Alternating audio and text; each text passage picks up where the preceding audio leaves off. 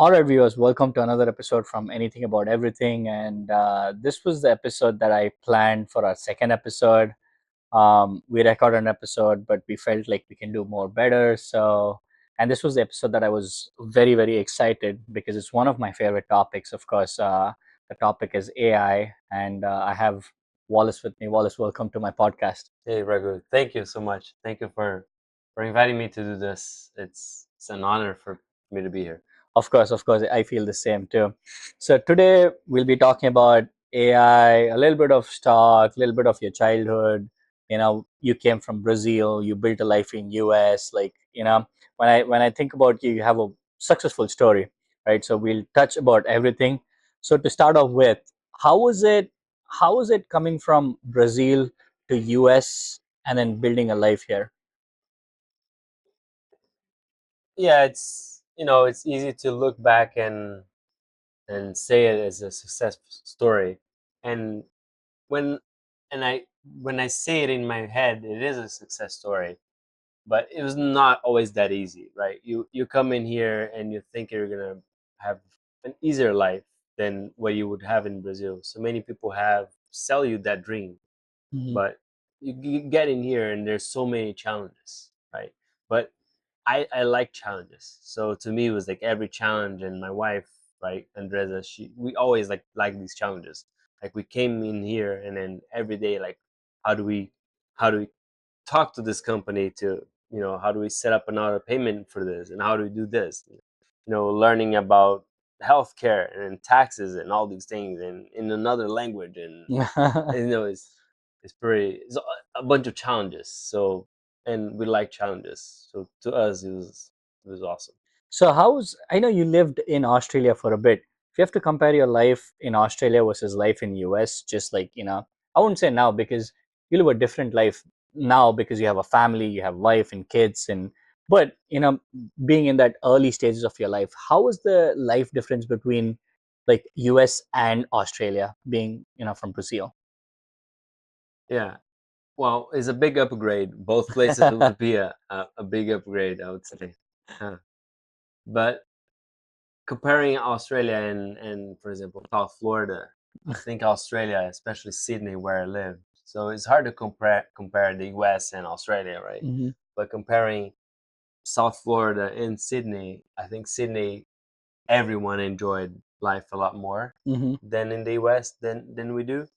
Like just like just like living life and having events like here and there, and then walking to an event, and you're like just walking down Sydney and then you stumble upon an ice skating event down in Bondi Beach. Like that was the first time, the first week that I got there, there was a skate competition on the beach, and it was like, wow, man. And then, oh my God, now it's Vivid Sydney, where they create these lights, and all over Sydney they project things on the Opera House and on so many buildings. So there's a lot of things going on, like this big city living. Just like imagine like New York and Mumbai and big cities like that. So Sydney, I would say, is a lot of more things going on compared to South Florida. Can you walk me through like what got you from you like Brazil, like what got you out of Brazil? What was a decision? Like what was a life event that led you to like have to move out of Brazil and move to either Australia or US and build a life here? What was that? Can you walk me through that? Yeah, I think to me, again, I think I always liked the challenge and the change, and figuring things out, like whatever problem it is. And to me, going back, right, I was in my 20s, being graduating from high school. So I from college, I'm sorry. So I started working on my first year of college. As I was going through college, I was like already working full time as a software engineer, as I was like learning in college, because you don't really learn to really do your job in college. You learn everything that you can be, but not really your day to day. So I was like learning my day to day and learning college at the same time. But it was tough, right? Working in Sao Paulo, like from in the morning, from working your 9 to 5, and at night going to college. It was tough.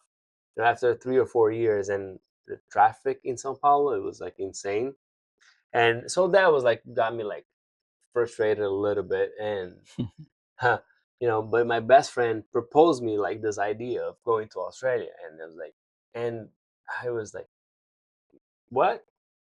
Yeah, go to another the country, learn English, and so it always intrigued me, right? You didn't know English when you lived in. I did have some background. I grew up being exposed to some English in school and stuff like that, and games and all of that, but I didn't have the fluency. Didn't have the vocabulary. Didn't have anything. But so I was my plan to go to Australia was to learn English on that first year and then maybe try your life there or whatever. So this my best friend that lives in Australia to this day, he he proposed me like, hey, why won't we go to Australia? We've been working our asses off here in Brazil. Like, why not go to that adventure? So to me, it was an adventure and a challenge, and let's see it. Awesome. So that got you to Australia. And from Australia, how did you move to US? So to me, I initially I signed up for a program that was like 6 or 7 months, 6 months of English and 1 month of vacation. So this was when you lived in Australia. Yeah. Okay. So I left Brazil for that 7 month program in Australia, and at that time I was like starting to go out with my today wife Andresa, and we like dating from distance, and we made the decision of either like we could break up, she could go to Australia, I could come to the US, and because she was already from the US and everything, it was like we felt it was a bit easier for me just to come to the US, and it was like closer to Brazil and everything, and the culture and everything. It was like it felt like it would be easier for us to start our life here, but we could have started our lives there as well. Got it. That's why my best friend, so we went almost like together to Australia, and he decided to just like stay there, right? And he lives there to this day. So we came from very similar backgrounds in Brazil. We branched off. We went to Australia, and then I branched to the US, and he still went to Australia. Nice. So yeah, that's how you landed in US. So what got you into like the tech? Like when did you start working on coding in the tech industry? Like what got you excited in that?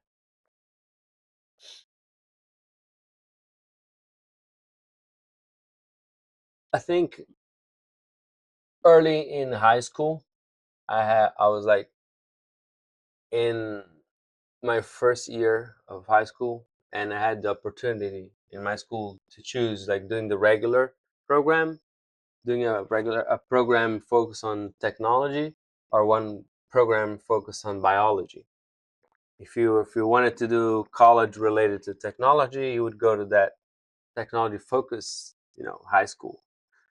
And to me, it was like a lot easier. Like, would you want like more classes on computer, or would you want more classes about biology? I was like, sign me up. And in there, I had like really good teachers that was like early in the days, like showing how to program in Visual Basic and create this like little system for bakeries and how to think about these things. But it was enough for me to, yeah, that's I like doing that. I like that, and I've always like I was always interested in gaming and figuring out puzzle types of games, and programming to me like always felt like figuring out puzzles, and it was it was an easy transition like from high school into that early programming into okay college, yeah, yeah, obviously just continue. To me it was just a continuation, and right on that first year of college, you find people that are maybe already working in technology, and you're exposed to these companies hiring in like from colleges and all that stuff. You like learn what are all the professions and what are all the options and stuff. And then I was introduced and referred to companies by this guy, and I worked with them for a while, and then you go from here and there, and then you start a career in the tech sector. I'd say pretty easily. Got it. So for me, like, not just because you're next to me, like you and Andrew are one of the like best coders I've ever seen. Like I've worked with you very, very closely on the XML tech that you built, right? It was literally like you're a one-man show that built this whole tech that used to generate almost 20 to $30,000 every single day, right? I build the reporting and you build the backend. So for me, like I always thought, like, how did you get into tech, like that hardcore coding? Like because it's like you said, it's all a like puzzle solving thing, right? Hmm. So how do you learn to build a new system? Like what goes in your head? Like if I come to you with a problem saying, hey Wallace, like I want to build a system that will give me XYZ, like how do you think in terms of like a coding language, or how do you think in terms of like I want to build this system? Like what runs in your brain? Hmm. So experience, right? When you come to with a project, with an idea, to everybody, to anything about anything, based on that person's experience, they're gonna propose you something, right? So today I could propose you a lot of things because I have been exposed to a lot of things. Right? The other day, this friend of mine was asking me how do I know about this and about this and about that, where I am, where am I, like where I am, where I'm at, like why am I in this position? Because it's over the years, like you build this little muscle, like you've been exposed to this problem and this problem and this situation, and over time you know about through experience, right? You know about all the phases of developments of ideas, right? In the beginning, it's hard for you to create something from scratch, right? You have to just observe what's there and kind of make modifications, right? You cannot just create everything from scratch or create something from nothing. So, but over time you observe, and then you make modifications, and you make like small little increments, and all of a sudden you create like newer things and building things from scratch. Let me give an example, like building a business. Hmm.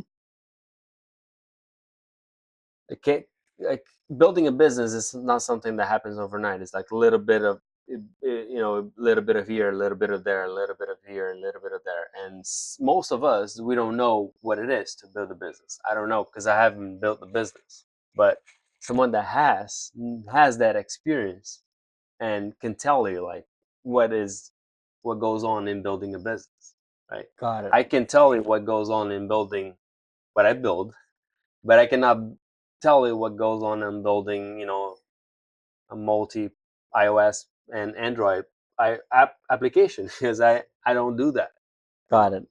So basically, you say it all boils down to experience, right? Yeah, So, and also experience comes with working a lot in that tech. So you understand the nuances ins and out of it. So with that, if someone comes to you with a problem, you say, okay, this is the best way to handle, and this is the best way to scale it, right? yeah. What?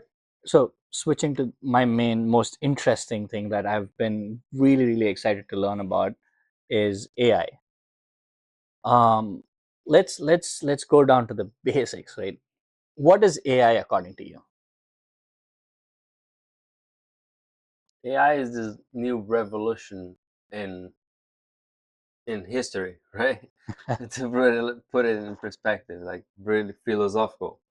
Uh, it's gonna change the way I think humans produce and use systems because yeah, it's just this revolution on technology that enables computers and humans to interact in different ways. To put it in broad terms. Got it. So when like everybody has their own definition of AI, right? I mean, so what is your like best way for someone, like is there a profession in AI, or is it like someone who needs to know coding only can use AI? Like what do you think about that? I think everyone needs to be using AI in or learning about AI because it enables you to be better. right? Enables you to do things. Enables It's just an enabling technology. Just like power tools, just like enables builders to build things faster or to build things in the first place. Because for you to build the house, like without power tools, is not feasible, or to do that commercially is not feasible to do like by hand. But if you have power tools, if you have aid in some sort, you can do that. So AI can be that aid that humans need in many ways. So based on what you're telling, I understand that everyone needs to use AI, and AI can be used anywhere to enhance the processes or enhance anything like knowledge or the system. So I'm going to ask you like on every sector of AI and give me an example how people can use it. As a parent, like how do you use AI? Yeah, that's a good one. So, for example, I can create like little stories for my daughters to read, uh, about whatever subject that they want. I can mix in their backgrounds. I'm from Brazil. We can introduce some things, some spices from Brazil, or some stories about some festivals or whatever. And we can say, hey, create this two paragraph story that begins like this, and it tells you that teaches this story or this moral value, and it will just produce this something that you could never write it like from like out of the top of your head, or research it on Google and put it together, right? You can put it together information like that, like given the right ingredients. Just like we're gonna talk a lot more about that, right? Given the right ingredients, you can use all that knowledge to produce something.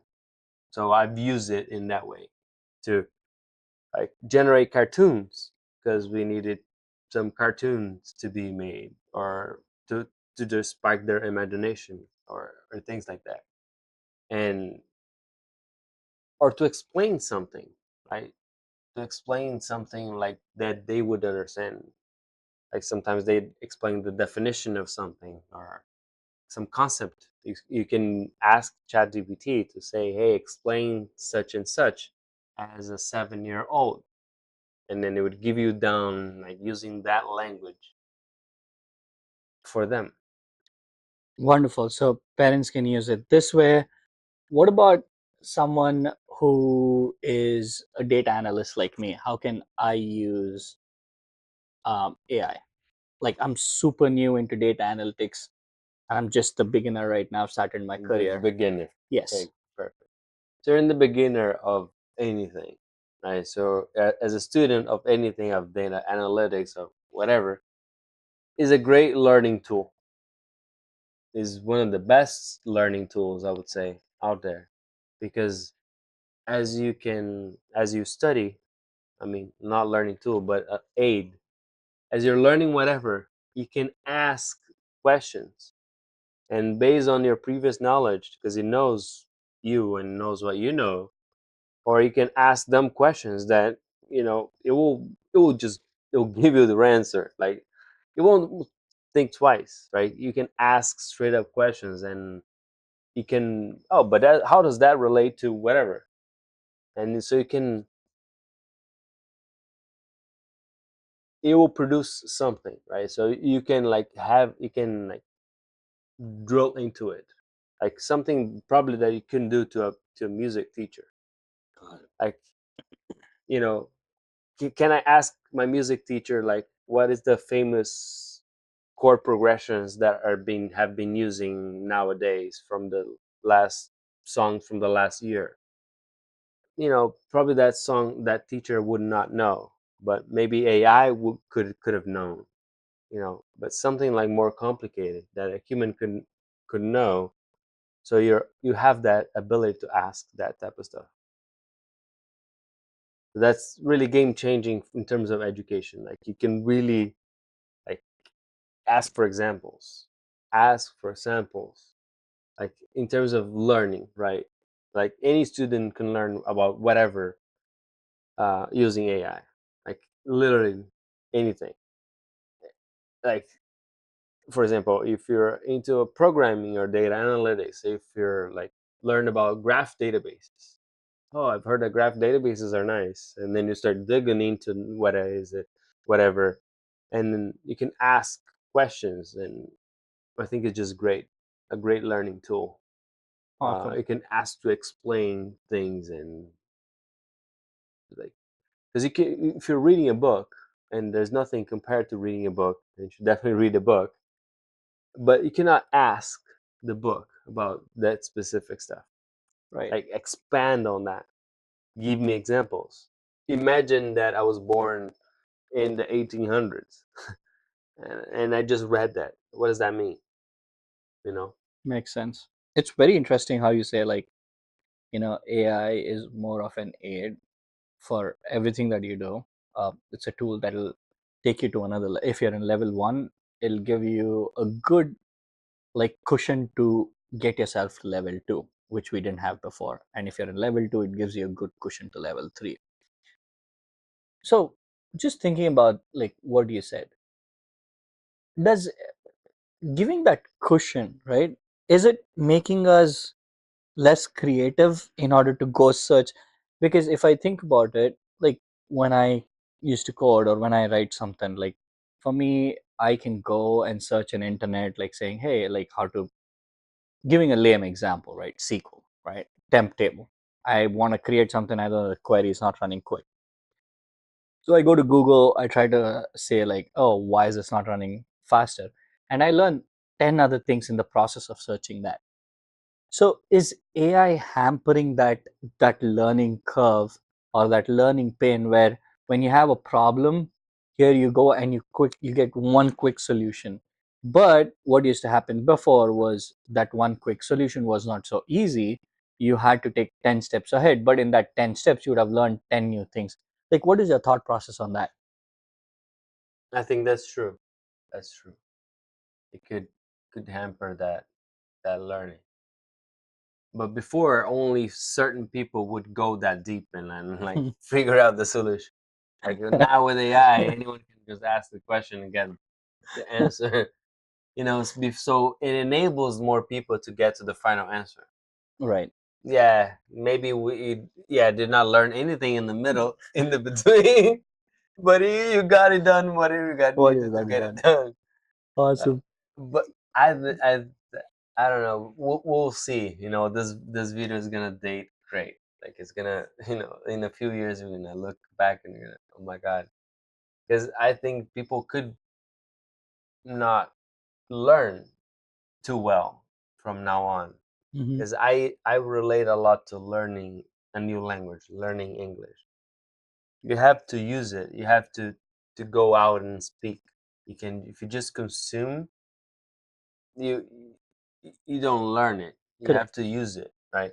When you're coding, you can read examples all day long, and Right. people get stuck in tutorial helps nowadays, Oh, right? I've been in the run too. And but if you're not just writing it, like writing it in there, you don't get to learn all too much. So with nowadays, with AI's help, you could hinder the process of new people like really learning it, like to do it like deeper, like someone that would do it from scratch would do it. Mhm. I think no one will do it from scratch in the future, right? No one will write. No one today, I think, should be writing code like people before AI would write it. Right. Like just open Vim and just like start typing just like code. Because now with the aid that you get from co-pilots and all those things, those tools, it just like helps you out like so much, right? So no one is doing that or shouldn't be doing that anymore. So in the future, you just like can't live without it. Like I have been in situations, and I'm one of the old school people that have wrote from scratch, and I even practice typing to know how to type all of that from scratch, like faster, right? And I use Vim because it was like so efficient in text manipulating, right? Hmm. Because you can copy and paste and manipulate text so efficiently because you need all that speed coming from a human. But now the AI can do that, right? Yeah. So it just changes the game completely. If I don't have that today, I miss it. I cannot like move. Like I would wait for my internet to come back before I can code it anymore. You know what I mean? And talking about this AI race, we have ChatGPT, we have Gemini, we have DeepSeek, and we have Elon's Grok. Like for me, I've a little bit of dabbled around ChatGPT and stuff. Like, what is the difference between all these like platforms? Is it like, does it serve the same purpose, or is there any difference between all these platforms?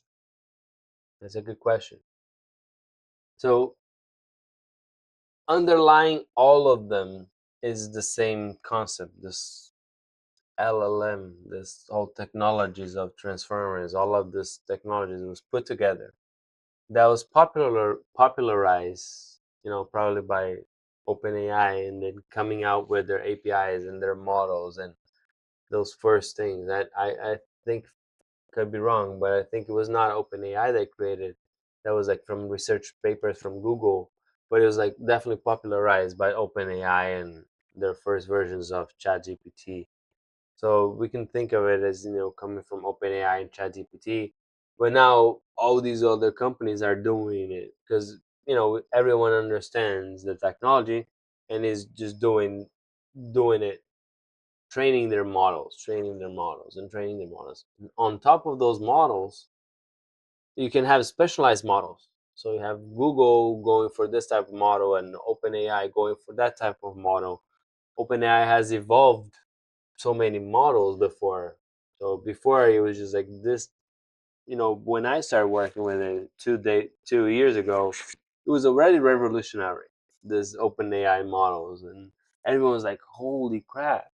Like you could like all of a sudden like autocomplete. Like you could start like giving it, for example, you could write, for example, writing an MVC, a model view controller type of application, very standard on whatever framework you're using. If you give it enough like examples of your code, like this is a controller to create something, to list something, to delete something, like a CRUD application or some SQLs. For example, you give it example of all your SQLs that you usually use for your reports. You could probably figure out like whatever next SQL you would ask it to write it down, Hmm. right? And but over time that like got even like better and better and better. Like nowadays the models they can reason about a problem. Right, you can write like very little instructions and you just like internally like reason about it, like be, and in these companies, right, Gemini versus DeepSeek and all of that, they're creating their technology and their models, and they're creating also their products on top of those models. Products What are products? like how to use that, how do you access that technology. For example, the ChatGPT app that on your phone, that's one way of for you to interact with their models from OpenAI, ChatGPT app, their ChatGPT on the browser. They have their APIs. Like people are building whole companies using the APIs that driven by their models.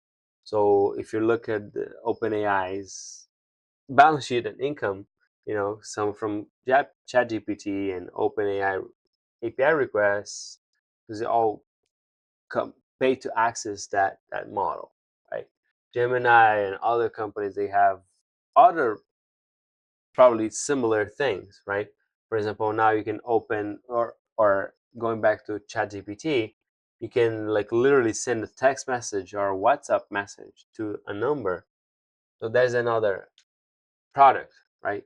You know how in a business like you have many websites. Hmm.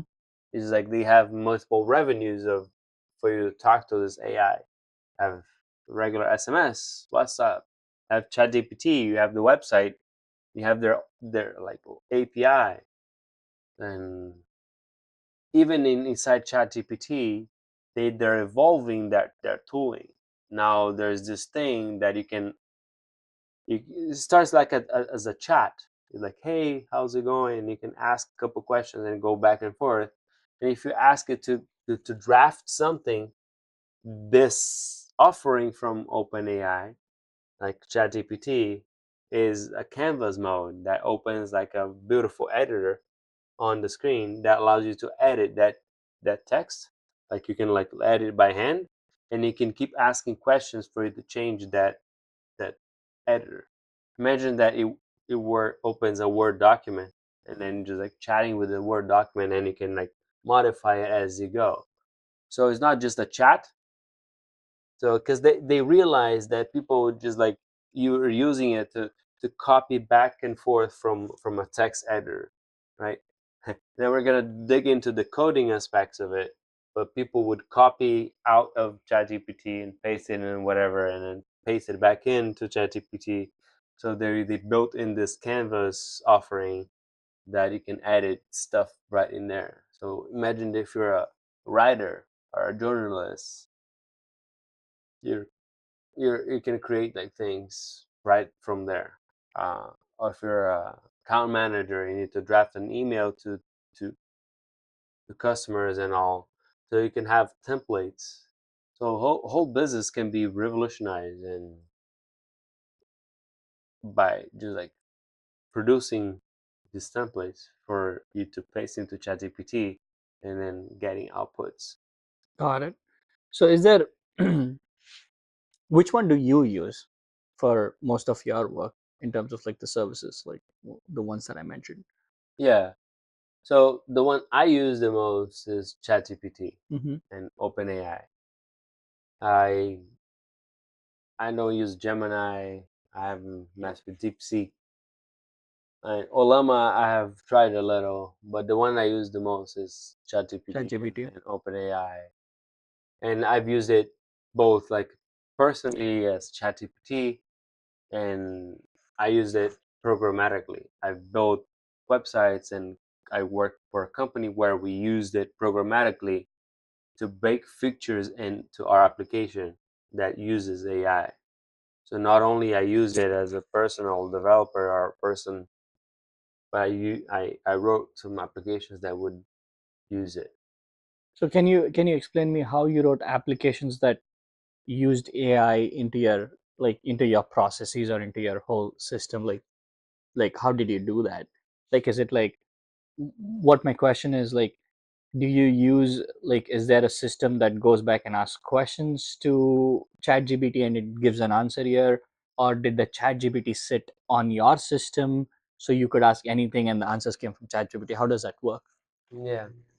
So imagine that you're building, you know, uh, a job description generation. Okay. So imagine that you see this, the job description of for then a data analyst has these requirements and such and such, and it has these details, right?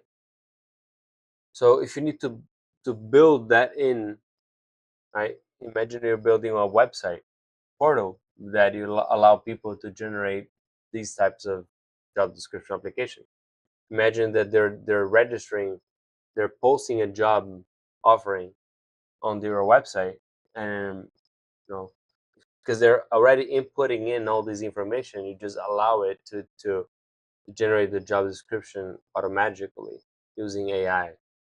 So as they're filling out the forms, whenever they submit that form, my back end receives that information, makes an API, a simple API to OpenAI or whatever my provider is, and I get back or get streamed back these contents of whatever I ask. In this case, the job description, and then I just like give it back to the client as if it was a database or if it was like anything like that, right? So as a developer, as a backend engineer, you receive that request from a phone or from a website, and then you go and talk to this API that gives you back already whatever you asked, right? There are ways of you running the model yourself that you're not, going to OpenAI and then paying them so you can run it yourself on your infrastructure. And I'm not that familiar with it, but you can just like easily consume like many APIs of that you Got can it. just easily integrate AI with your system. Can you give me some examples of? I know you extensively use AIs in most of the places, and you have ran through some really good examples how I can use AI too. Can you give me some cool projects or cool stuff that you built through AI that you felt was fun or exciting? Yeah, yeah, and I'm a software developer, so I'm learning tools that are related to software development and AI, and there are lots of them like popping up, right? You you can use ChatGPT to learn about something, to ask it to write some code for you, or to review some code. You as a data analyst, you can literally describe your whole business, like how you understand, and then you paste in all your SQL and everything, and you can just have it write in whatever SQL you ask it to, or propose any other tables and other solutions for whatever you give it at hand. So you can use it like ChatGPT in that way, or you can use like tools like VS Code, for example. You use VS Code, and there's this extension from GitHub, the GitHub Copilot, you know, that provides you that autocomplete driven by AI. So as you're writing your code, the autocompletion is not just like a dumb autocompletion, that just that autocompletion that you would get regularly, but it can use AI to figure out what you need to write there.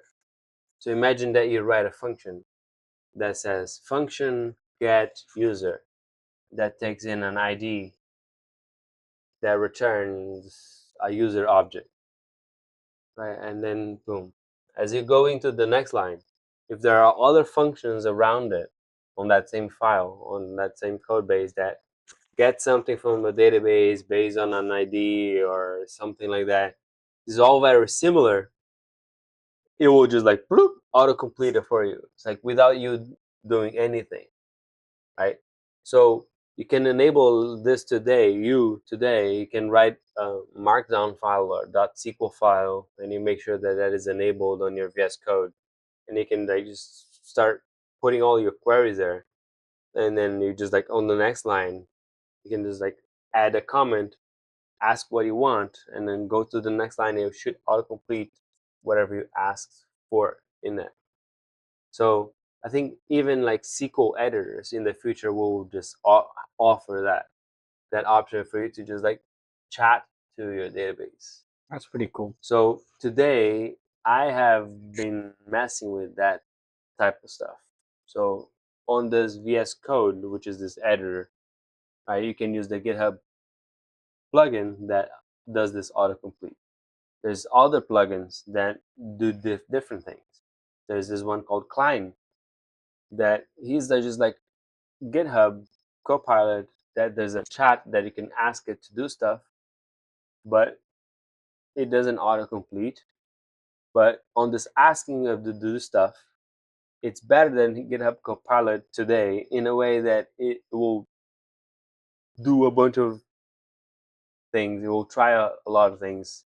So if you ask it to write a SQL and run against a Postgres, it will try to do that. If it fails, it will reason about it again and try it in a different way, or maybe look at this file that has an example of a query that needs to be run. And so GitHub Copilot usually will just like try it once and then whatever. So this client is like a lot more. It will try better, and it can write these tools. So that's what I'm working on today, is writing these tools that allows you to do whatever.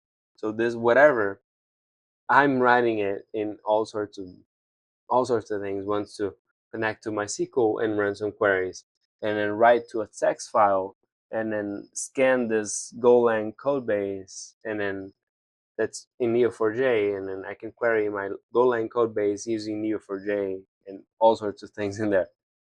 But my goal is to build this agent that will help you as a developer or as a data analyst to do to troubleshoot something faster. Let me give you a more concrete example.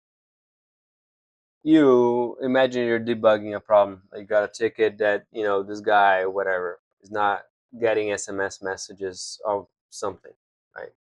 Because we work together. I think I can give an example. But you, as a data analyst, you will understand that, okay, for this problem, that means that something on the some table, there's some record there that means something that he hasn't subscribed, or something that we haven't sent something. There's some indication on some record somewhere that will give you something, right? So you, because you have all that best back knowledge, and you know how the system works, and you know all the records and what do they mean, you can write all these sequels to figure all of that out, right? But if you have all of that through an LLM, like anyone could ask similar questions, and the system would translate into the SQL. It would run it, and it would answer it back. So if I say, "Hey, is this phone number subscribed to SMS program?" I don't know the table. I don't know the exact columns or whatever it is, whatever the fields and the attributes that need to be for it to be subscribed. But someone have taught the system that that's how it is. So all of a sudden, now if you can ask now another bot to, okay, given that you know all this database structure and you know all these things and all these sequels, write this backend function to do this and this and that and this and that, right? So it connects the pieces together. And now that you have these backend functions and whatever, and now you go like this. So the secret in this AI and agents and all that is just sequencing and working with this limited space. Though, so the challenge with AI is just fitting in this context window the much information that AI needs. For example, you cannot send your whole database, all your stuff into it, because it won't fit in this data schema. If you describe all your tables with all the columns and all if the database is big enough, you won't fit in there. Right? So you need to figure out the data, the tables that you need in this operation that you're looking for. So if your operation is about listing customers and users and SMS and stuff, you would then this gets into what they call it RAG. So in order you figure out what your intent is, to pull out related information to fit into this limited context window to then do something. We're talking about advanced programmatic use cases, right? That developers are usually developing solutions. So nowadays things are developing so fast, and you have YouTube channels and just like focus on this AI development and new tools and new technology. So it's always good to stay ahead and stay listening and learning from people doing different things. Because this one idea that you see there is what takes you to the next level. For example, this idea of this scratch pad as you're talking to this AI, right? So first we can talk to this AI. Okay, cool. So now this AI have the access to invoke this tool, which is like asking it something to do something. So, for example, you can have the AI ask your machine to do something. When you say machine, what do you mean by machine? Your computer, Okay.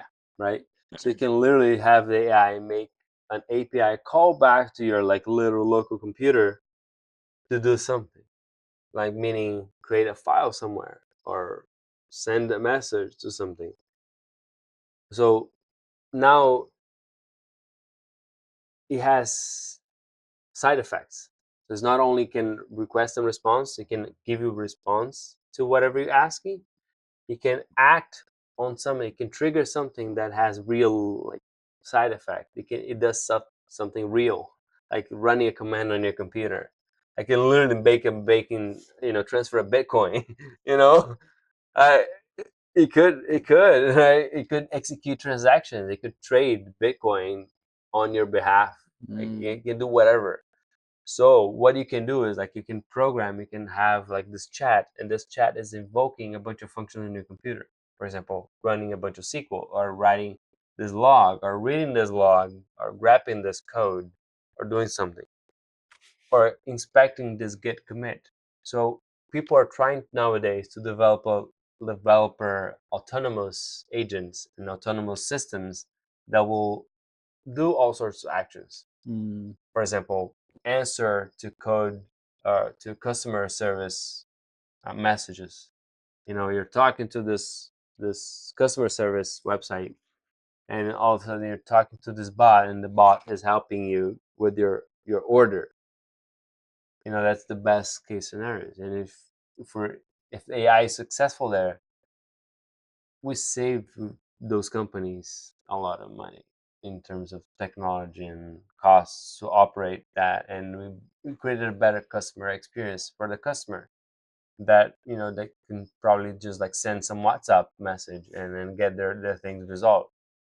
I bet you don't have to like go through some complicated form process online or to some some stuff like that.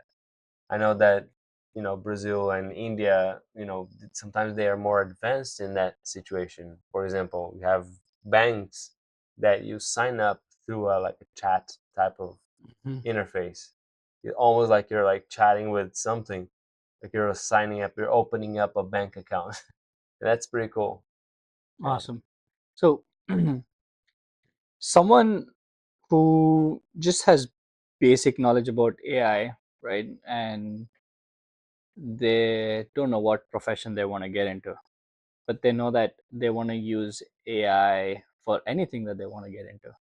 So, is there any particular course, or is there any particular book, or is there any particular YouTube like channels that they can look and start getting more interested in AI, how to use AI for figuring things out? Is there any suggestion you have on that? I don't have many suggestions, but I think that getting interested in that is the advice. Mm-hmm. And if you probably Google some whatever like AI topic you think on your head, it will give you content that you it would extract value from. Like me, there's this indie dev Dan that I follow his content that gives me like tools and things that are coming out that I should be watching. And like a lot of like YouTube is really good at recommending me stuff. And there's I love YouTube for learning.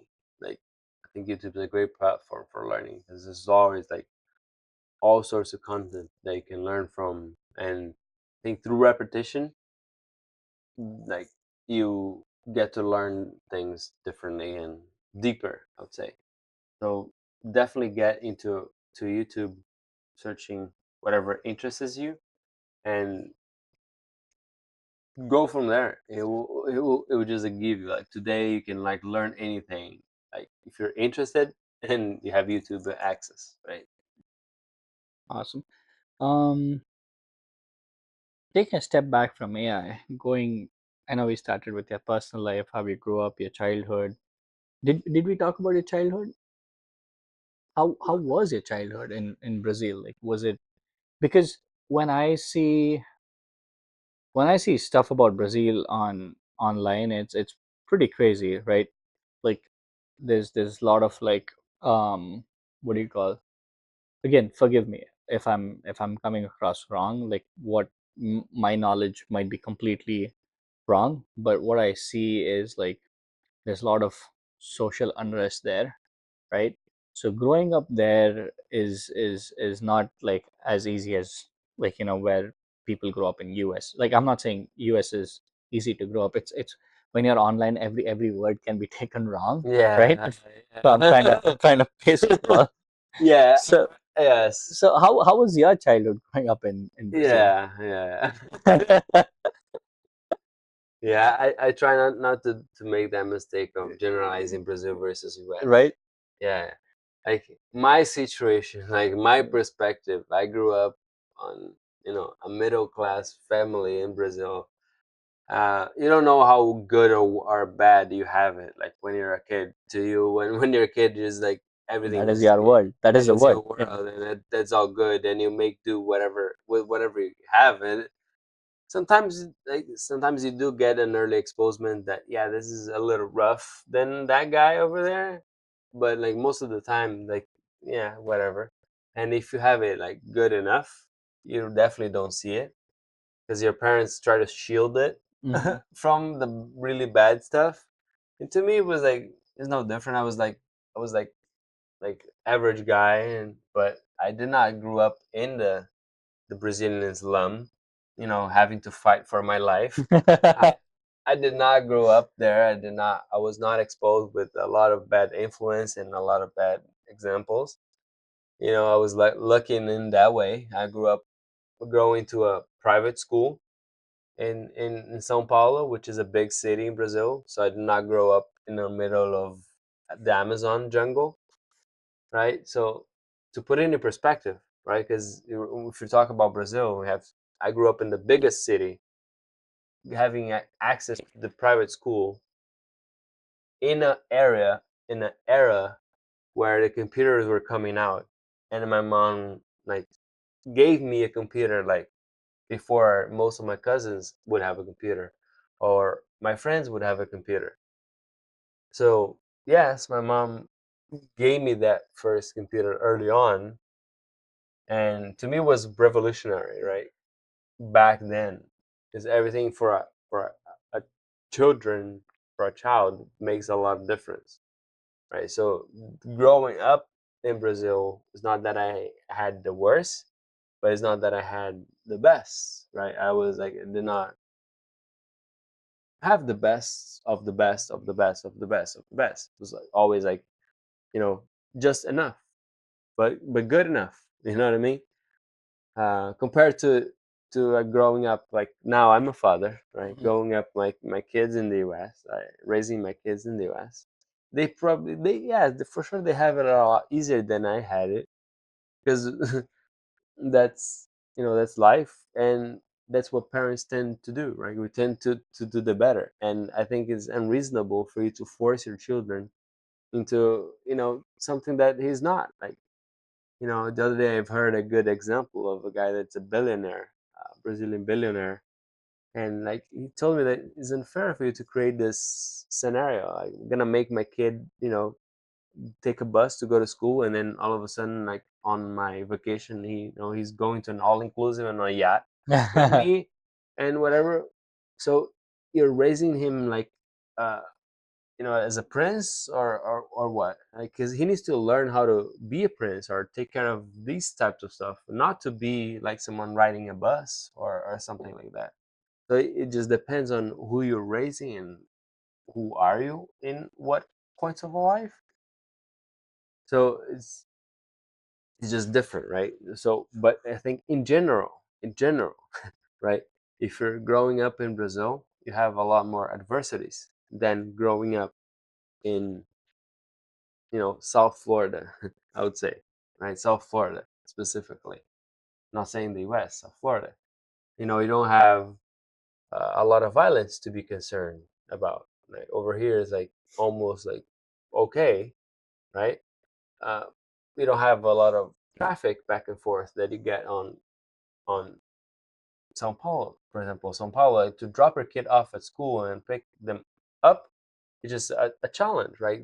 All the streets are so like packed up, and there's no like there's no parking. Like today, I parked it at a nice parking lot by FSU and YMCA. Just park your car, walk up your kid there, and then drop them off. Goodbye, and you may go to the gym, or you may go to back your car and you go back home. Like no traffic. It's like easy.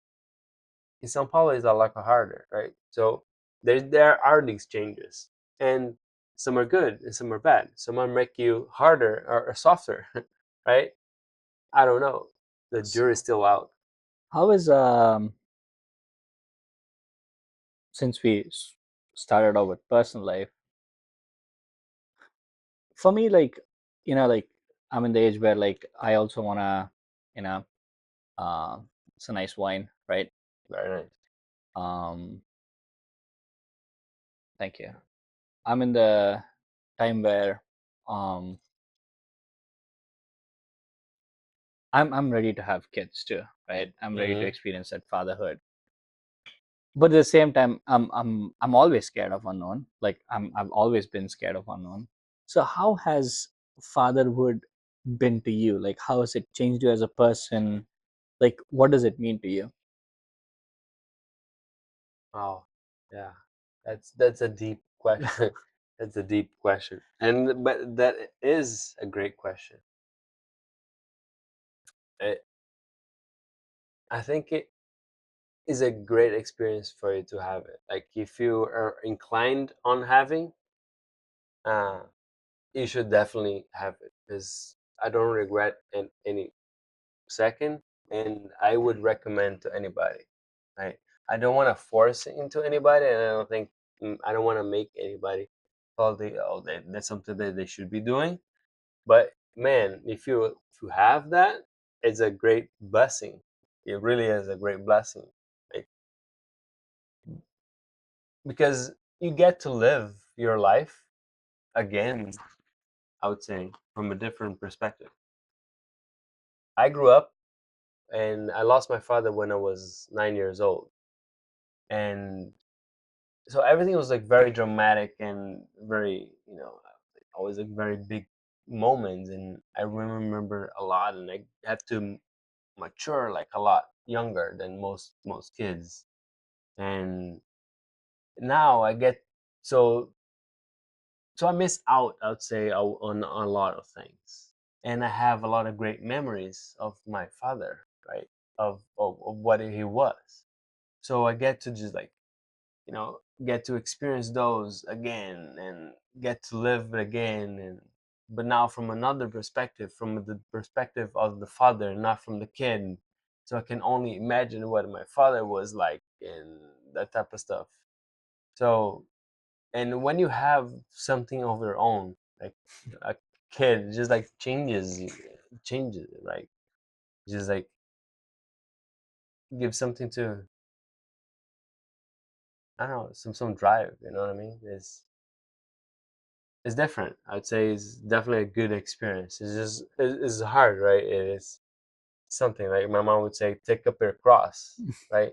It's something that, yeah, man, you have something that you have to do, but like, what else would you be doing? You know what I mean? If you have all the time and everything in the world, like, what else would you be doing? Like, Interesting. Are you we did speak about a little bit when you took me out on your boat. Like how do you see happiness? Are you happy in life?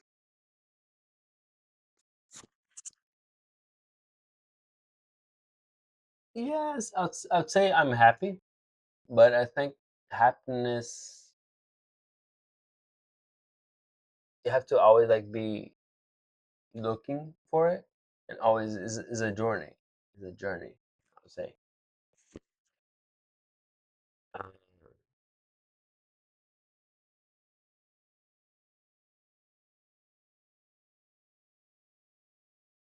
You mentioned about something in lines of like, man, I'm so grateful that I'm living this life. What yeah, makes you say that?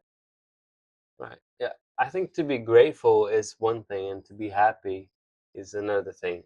And I think thing can be connected to the other, but I think being grateful is one step for being happy, right? And I think it's like required for you to be happy, because if you're not content to what you have, whatever that is, or being be mindful of that, you can never be truly happy, because you were always like, or I mean, at least me, right? That's my fault for seeing everybody or imagine that everyone thinks like me. But the way I see it, I'm always chasing the next problem to solve or the next big thing. I'm always like constant, like wired up. Maybe not everyone's like that, but always wired up. It's like, so it's for me, it's hard to be like, yeah, this is pretty good. Like, yeah, it's like to be happy and like this is done. Like, I can never say that, yeah, this is like done. Like, this is finite. So I struggle with that, and the way I do that, the way I cope with that is being grateful for what I have, like exercising that gratitude, right? Man, I do. Like I'm a healthy male, stuff like that, and my kids help it as well, right? Because you sometimes you tell them like, hey, we live in this place, and we live in our house, and we go to this school, and it makes it realize how good you have, compared to not having a stable place for you to live, not having a stable school for you to live, and not knowing, there's so much bad, experiences that people go through, like out there, that sometimes we have to be mindful of. Yeah, we have it pretty easy, and that's something to be grateful for. Because if you're not grateful for that, you're not grateful for anything, because everything's just so pretty easy, Right. right? So you should be grateful for the easy stuff. I think it can only see that also because I came from under there, right? I came from where nothing was possible. So that's why it's pretty easy for me to look today and say, okay, now I live on a safe place, and I need live on a place that I don't have to have gated bars all over the place and stuff like that, or armored cars, or personal security and stuff like that. Because that's the reality for some people out there, right? Like the regular family, or if you have your IT job, so you could be targeted. People could like, that ragu, he must be banking, and because you cannot have anything in certain situations in some certain countries, even if you have the means of having it, because you're oppressed in some way.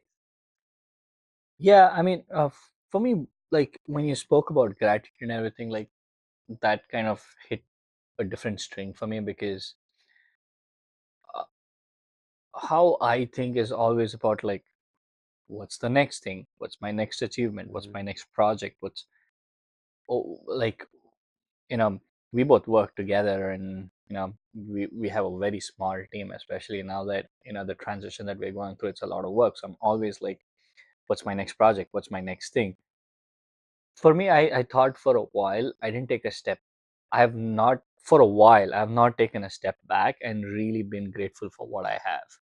Right. Like me Hmm. also coming from India in nine years ago, and having education loan, coming here where I didn't like I my friend really gave me his credit card to book tickets. And when I first came to US, I'm not even gonna lie, the first few months when I used to see big restaurants, like fancy restaurant, I never thought that I could go and eat there.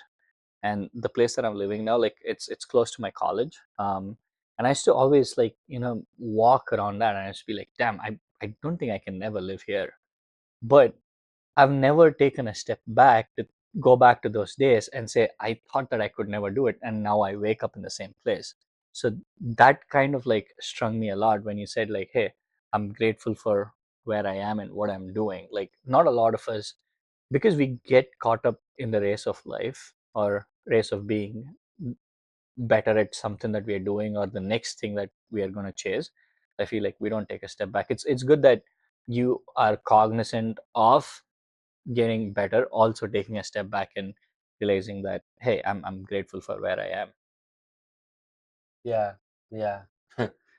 And this may sound weird, right? But one thing that makes you like see it, how easy you have, or be more grateful, or see that in your face, is for you to travel to a place, or to Mm. travel home to your home country, and see the reality of people out there, and realize that it's rough out there, or that you have it much better than they have it, Mm-hmm. right? Through your means, because it always like takes your ability of doing it, right? It's hard to take it all for granted.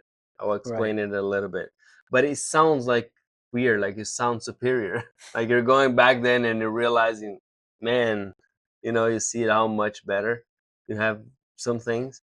but it makes you see, like, be grateful for a lot of things. It makes you see, like, man, yeah, I realize that I don't have to worry about that stuff anymore. I don't have to do that. Or, so yeah, whenever I go to Brazil, I feel a little bit of that. But it but it's the same thing as you go into to the next town here, Weston, which is like a much richer city than this one, and feel bad because you don't have the latest Lamborghini or whatever it is, right? Yeah. Or see, just in your head. Like whenever I travel, I just travel without my family, and I felt bad. I went to this beautiful state of Texas, but like going there by yourself and then staying on the Airbnb by yourself just feels like, weird. So yeah, I would say these are just perspectives that you see it, right? That you compare and be grateful for whenever you see something like in front of you, that you realize, man, I have it so much better, right? Yeah.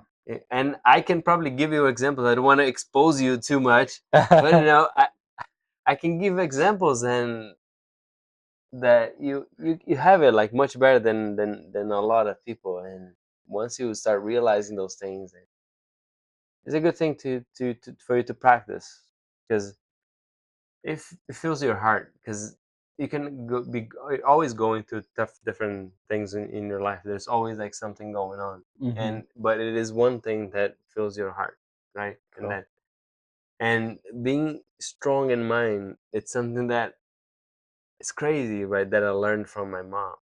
Like, I think, we can go deep into that subject, but she's a very resilient uh, woman, and she learned how to be strong, like strong-minded, and be grateful, and be happy, and like always, like she has a big faith in God, and that type of stuff. And like, a little bit of her story, right? She I lost my father when I was 9.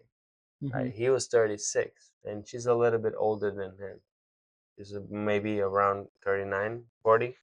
Imagine like you're 40 years old, 39. I'm at 38, and you're losing your husband, and you have two young children to take care of, and your husband was the breadwinner of the family, and you have to go Jeez. and work in that place, and that your husband was like, you know suffered violence and was killed in that environment. If you don't mind me asking how your father died. And so he was like killed, or ordered killed, by someone or some employees of this company or this bakery that he had. Hmm. Right then, when he died, my mom had to, go to that bakery, and keep running those things with Wow. people. So to me, it was rough, right, in the beginning, like, to see my mom going there. But she was like more resilient, that like, going there. Imagine that you're 39, and like, you're going through all of that. But I have to tell you that in that year, she lost her mother in January. She lost, well, her husband, my father, in February, and her, uh, father-in-law in April. So she lost like 3 people in that beginning of the year, and in the beginning of the year, January and February, she had like me and my sister and herself to take.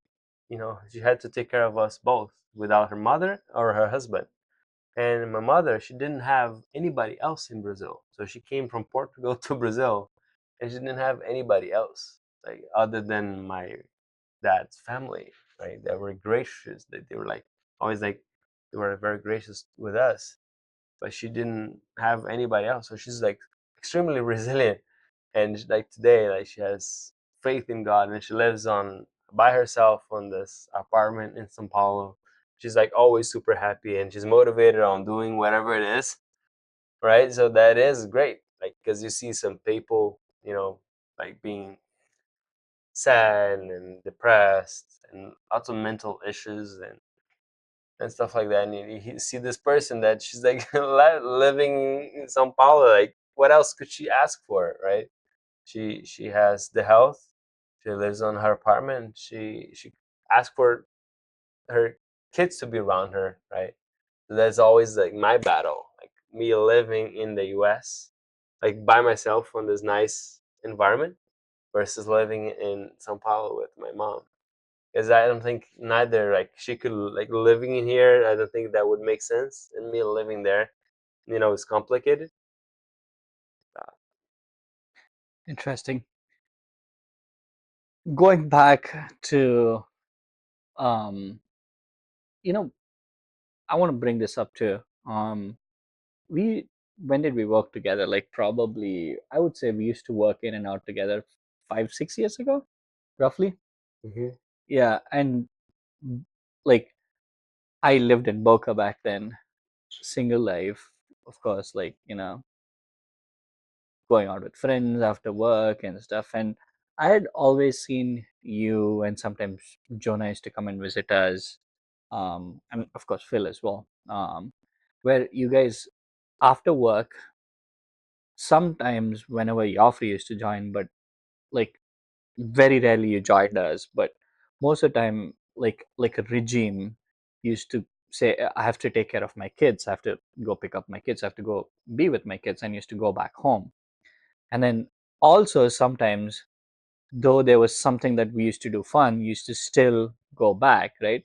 And that gave me a different level of appreciation. I think I've brought this up to you.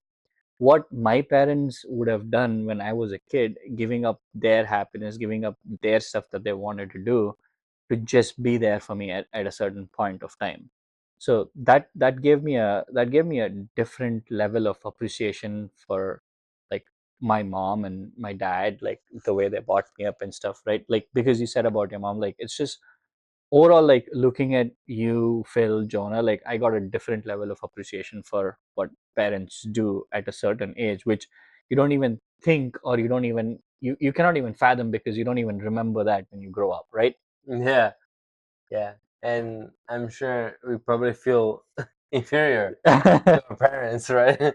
I don't feel like I do. I could never feel my mom's or my dad's shoes, Yeah, yeah, I'm absolutely. sure like Yeah, all feel the same, I am and that's sure. nuts, right? Yeah. Um, let's switch gears to a little bit of talking about us working together. We used to be very interested in stocks and cryptos, and we used to talk like hours together on our break about cryptos and stock. Um, how are you still invested in cryptos and stock? Do you still dabble with that? Yeah, yeah, yeah. I think it's something that I will. It's like exercising, like you always do, for the rest of your life. And once you understand that it's this something for the long term.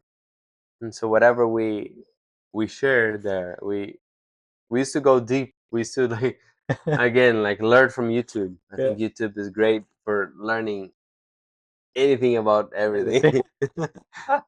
My podcasting name, anything about everything. Yeah, Yeah, it is great for learning anything about everything.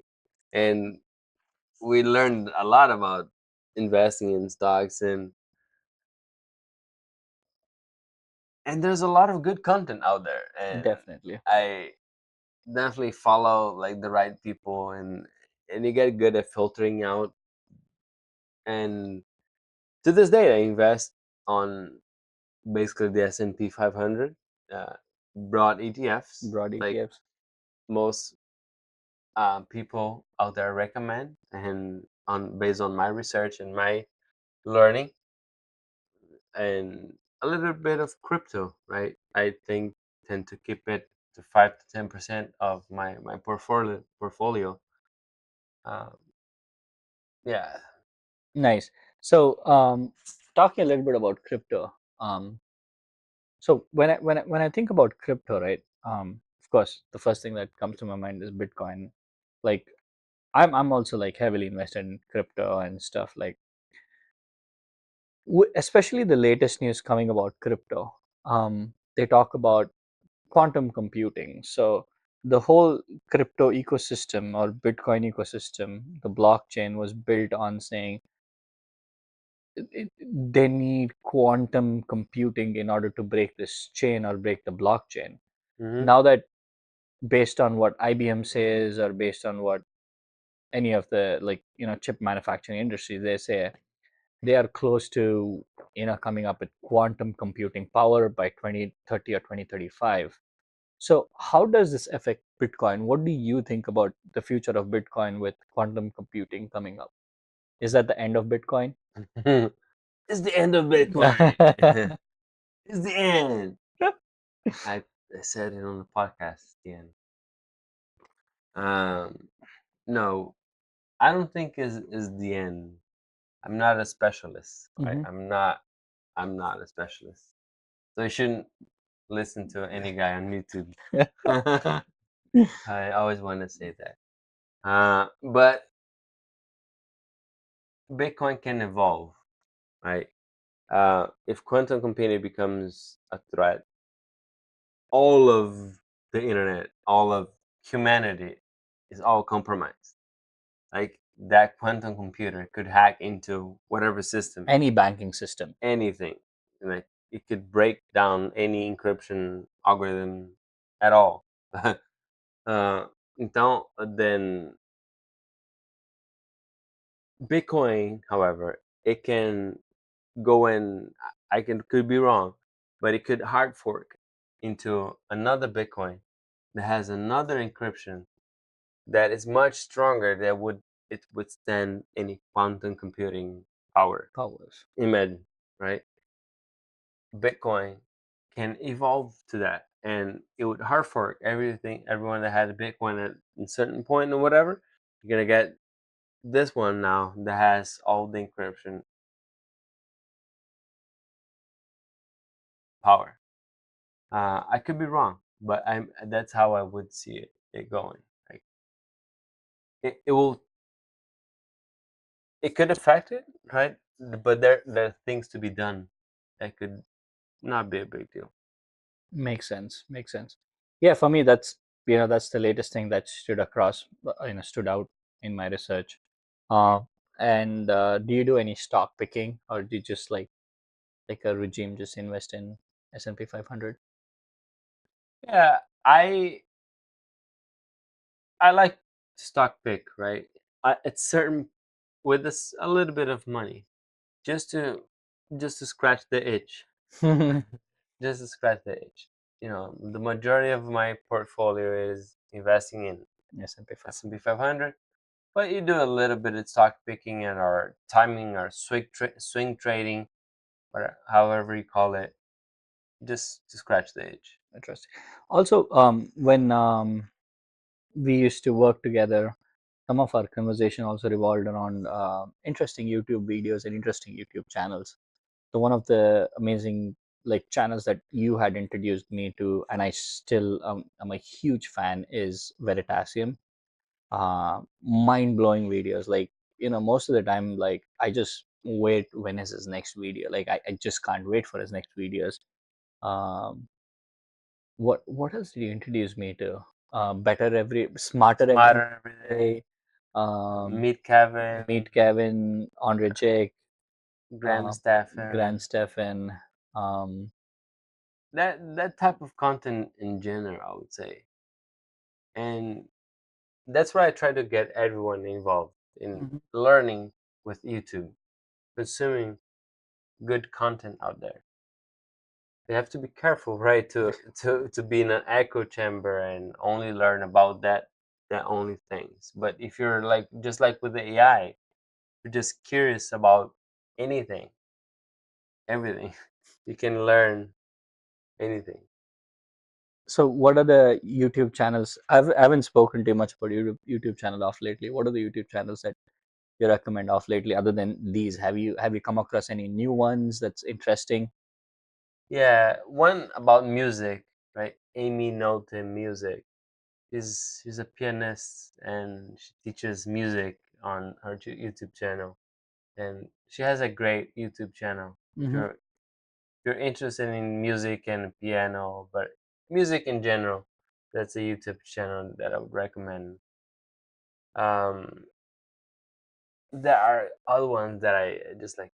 I don't remember off the top of my head, but like YouTube channels in general, I think. Pick your interest and you'll get one. Yes, and probably ask ChatGPT for the best YouTube channels around such and such and such. All right. So going back to a little bit of AI, how does so this question has two part to it. You can answer it together or you can answer it separately. Can a person in a creative industry use ChatGPT? Can ChatGPT replace all the creative industry? When I say creative industry, it can be music, filmmaking, like paint, artists, like pottery, like these kind of things, which has a lot of human essence to it. So what do you think about that? Yeah, I don't think it can or it should replace everything and everyone, right? There are certain mechanics of certain professions that will be replaced. For if you just needed to sketch out an art and create something like to be used on a quick newsletter, well, that can be done with that image generation model. Just like you know, a crappy. I'm not saying an official journalist, Mm-hmm. right? But someone that just like writes some content for some newsletter, they could all of that can be generated now with OpenAI and Mm, GPT. So you don't need those types of people. Like the mechanics of certain professions are gonna be gone, got it. but they will need that type of person anyway. For example, programmers and engineers. The mechanic of writing the code line by line, that's gone. I that's gonna get replaced with Copilot and autocomplete, and later like there's the agents that will just like write everything from scratch. For example, being practical, like if you write something to be validated, you write that validation method. For example, a unit test, okay, and then you can write the thing that will produce something that it can validate, and then you just like iterate on that loop. You can develop something um, that will yield all these results that you get from like these agents. Got it. Interesting. I think yeah, it's interesting. I'm definitely looking forward how our world is going to change with this new AI revolution, because when I've told in multiple episodes, I've seen, like, when I say I've seen, I've read about, like, we were all hunters and gatherers, and then there was agricultural revolution, there was, which gave rise to technological revolution, which gave rise to, sorry, agricultural and then industrial and then technological revolution, and then that's where we were, and technology gave rise to even internet. We don't call it internet revolution, but something around .com revolution.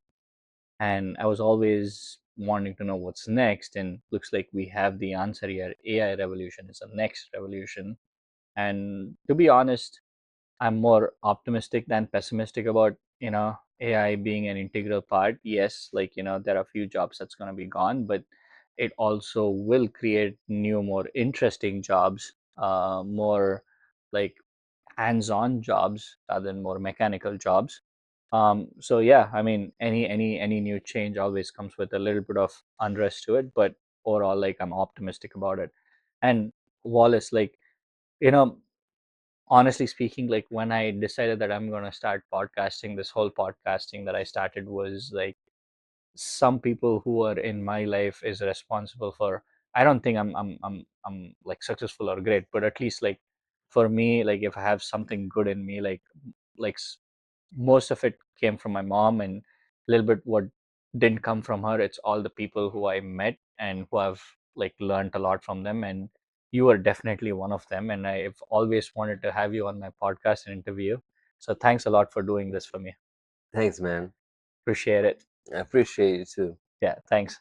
All right, viewers. This was a AI like nerdy episode. I've learned a lot from it. I'm going to start using AI. Like Wallace gave me really, really good tips, like for an analyst and business intelligence or data scientist, like how they can really use AI for their job. And I'm going to use it. Hope everybody learned a lot from it, and you guys will use it for your benefit to aid anything that you want to do. Wallace, any last words to the viewers? Use AI. Be curious. Like always, ask anything to AI. Like you can have ChatGPT on what your WhatsApp, on your text message. Ask AI anything and be curious. Like you're always like learning. Always like learning. When you're learning, uh, you you're like learning like in double, right? Yeah, awesome. Thanks for listening, viewers, and see you later with another episode. Thank you.